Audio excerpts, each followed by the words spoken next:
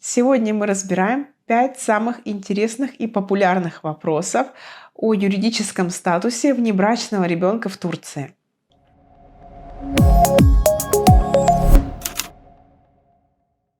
В одном из предыдущих видео мы уже общались о том, как установить отцовство на территории Турции, какие преимущества это дает.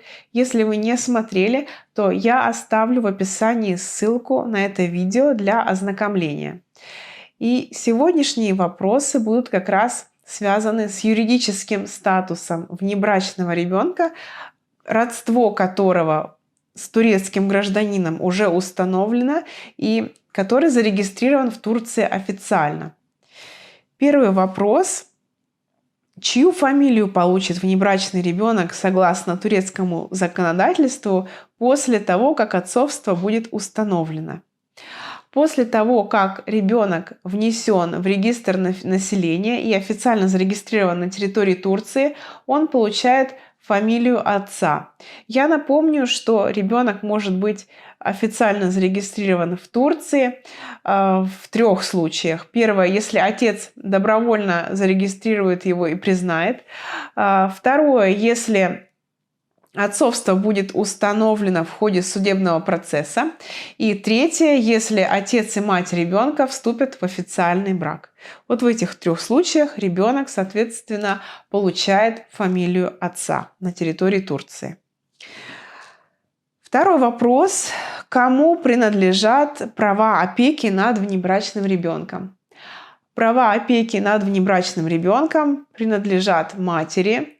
У отца теоретически есть возможность оспорить права опеки, но на практике шансы на это крайне малы.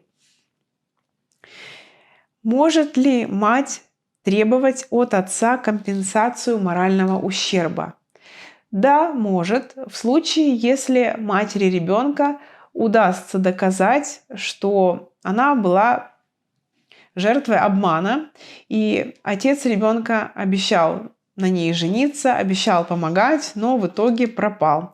В таком случае можно будет взыскать компенсацию морального ущерба. Может ли ребенок требовать от отца компенсацию морального ущерба? Да, может.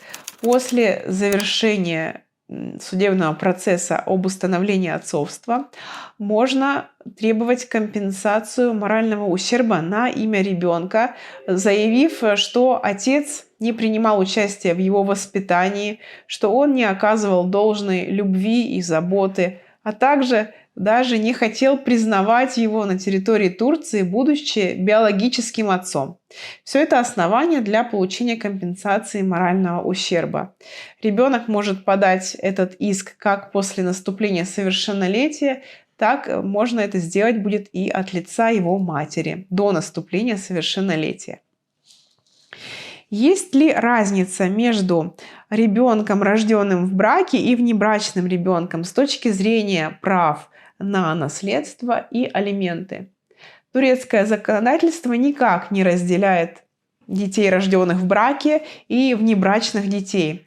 Все дети одного турецкого гражданина имеют совершенно одинаковые права на его наследство и на алименты.